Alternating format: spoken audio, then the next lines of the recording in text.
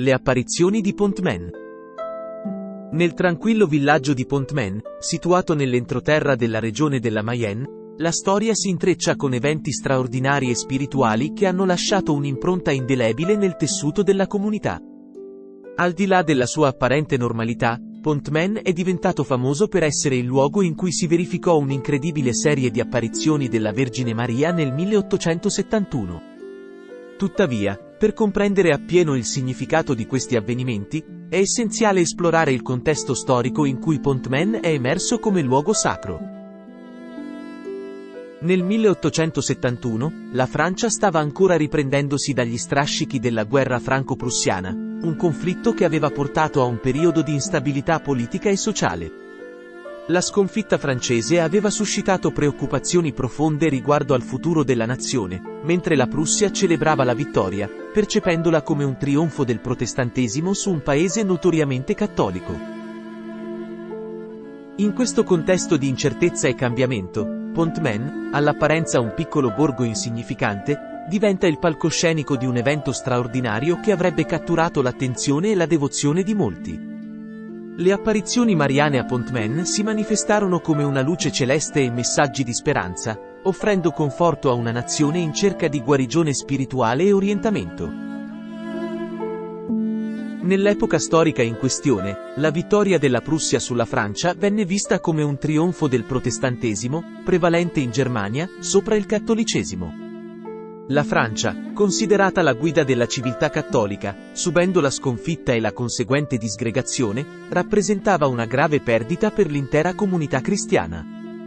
Nel 1871, la situazione raggiunse un punto critico in cui sembrava che nulla potesse salvare la Francia, tranne l'intervento della Beata Vergine. La crisi era così acuta che l'esercito francese iniziò a reclutare giovani inesperti dalla zona vicino alla linea di difesa.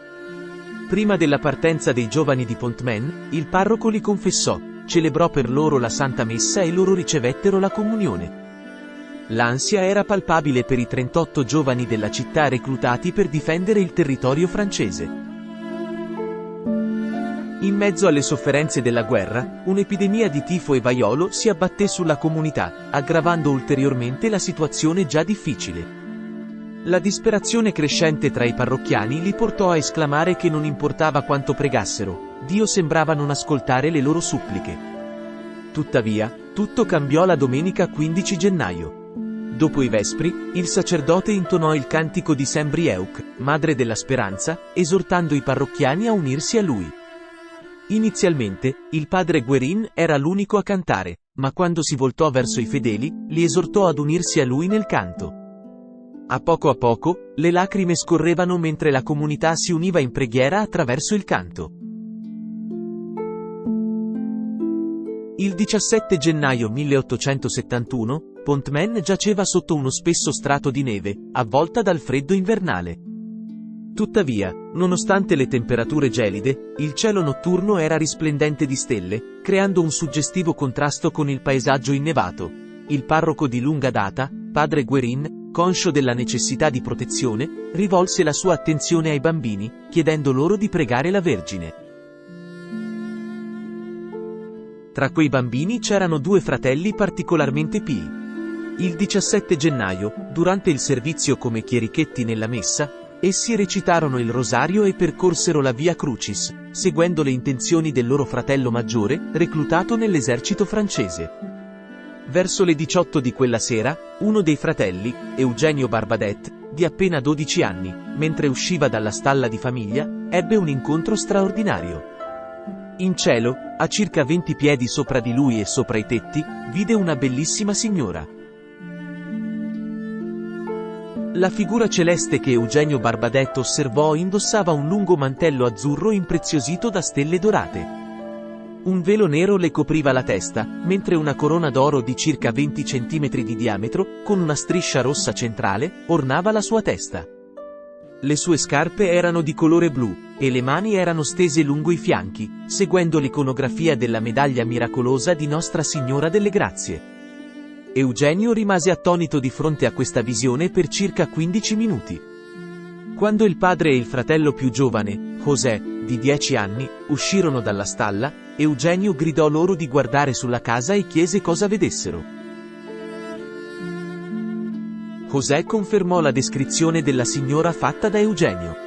Il padre, al principio, notò solo 3 stelle luminose formanti un triangolo nel cielo e ordinò loro con severità di tornare nella stalla per occuparsi dei cavalli. Tuttavia, poco dopo, il padre cambiò idea e chiese loro di uscire di nuovo. Quando osservarono nuovamente, José esclamò con molto entusiasmo sulla bellezza della visione. Tuttavia, la madre dei bambini, Victoria Barbadet, intervenne dicendo a José di tacere perché stava attirando troppa attenzione. Credendo nell'onestà dei suoi figli, Victoria suggerì che potrebbe essere la Beata Vergine ad apparire loro e li esortò a pregare in suo onore, chiedendo loro di recitare 5 Pater e 5 Ave Maria.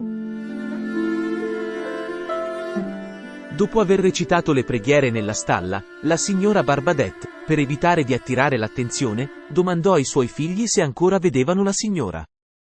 Quando confermarono di sì, andò a prendere gli occhiali e andò da Suor Luisa, ma nessuna delle due riuscì a vedere la visione.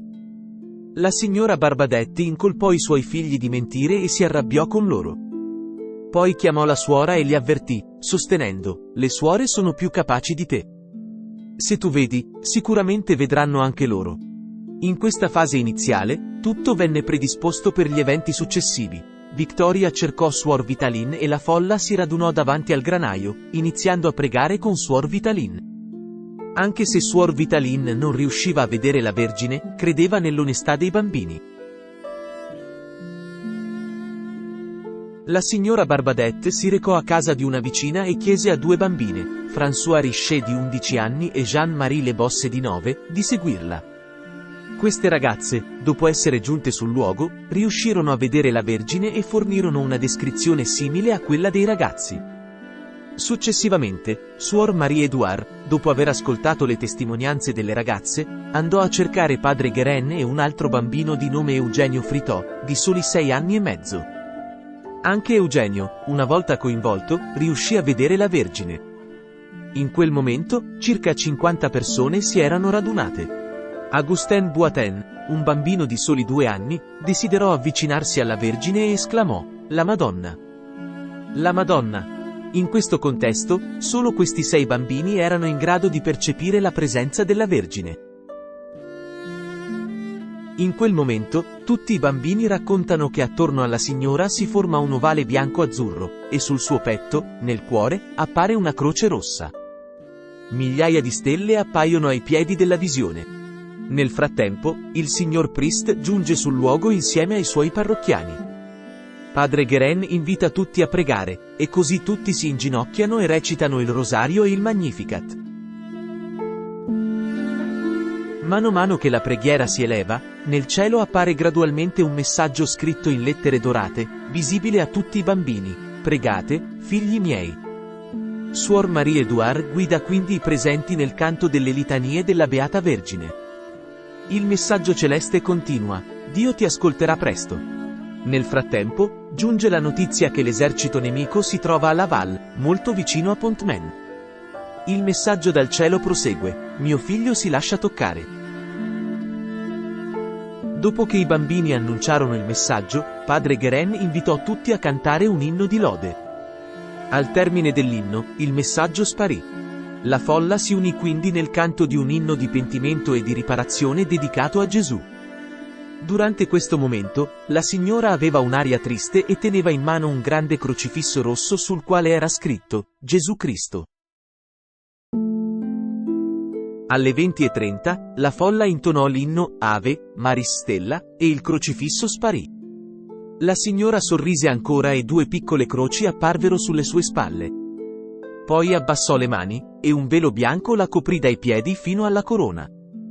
Verso le 20:45, i bambini dichiararono: è finita. In coincidenza con questo momento, il generale prussiano von Schmidt, che stava per distruggere la città di Laval in direzione di Pontmain, ricevette dall'alto comando l'ordine di non prendere la città.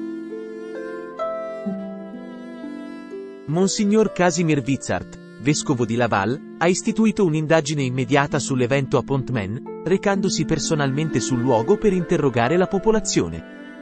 Ulteriori indagini e interrogatori furono condotti successivamente. Tuttavia, dal 2 febbraio 1872, attraverso un atto canonico categorico, il vescovo emise ufficialmente il suo giudizio. Monsignor Vizart riconobbe l'autenticità dell'apparizione, approvò il culto di Nostra Signora della Speranza di Pontmain e ordinò la costruzione di un santuario in onore di questo evento divino. L'abate Michel Guérin, figura centrale in questa vicenda, era deceduto dopo 36 anni di servizio a Pontmain.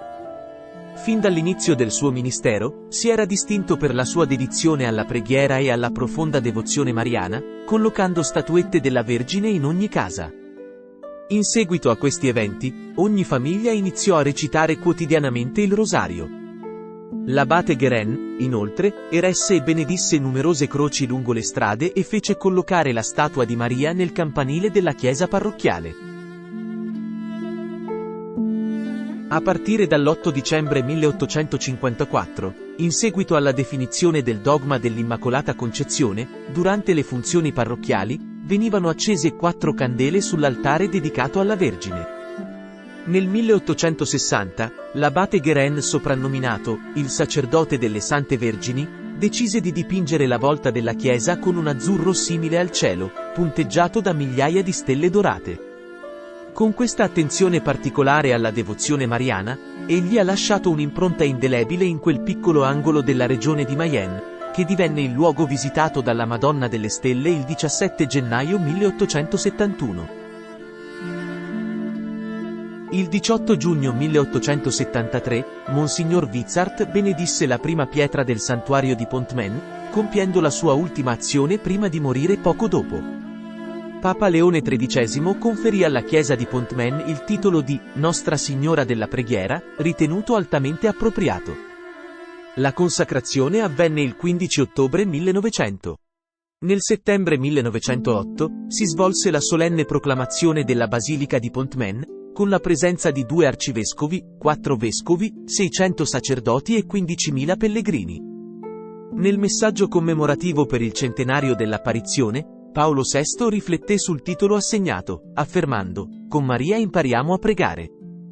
Maria non si stanca di invitare i suoi figli alla preghiera. La Vergine fu poi solennemente incoronata dal cardinale Verdier, arcivescovo di Parigi, il 24 luglio 1934. Da quel momento fino ai giorni nostri, Pontmain continua a essere un luogo accogliente per i pellegrini. Il santuario è riconosciuto come una vera scuola di preghiera, offrendo un'esperienza unica in un clima di raccoglimento. 4 luoghi distinti forniscono contesti privilegiati per diverse forme di preghiera: la basilica, la chiesa parrocchiale, la stalla delle Barbadette e il campo della Croce. In particolare, quest'ultimo offre la possibilità di intraprendere un percorso iniziatico noto come Sentiero della Vita.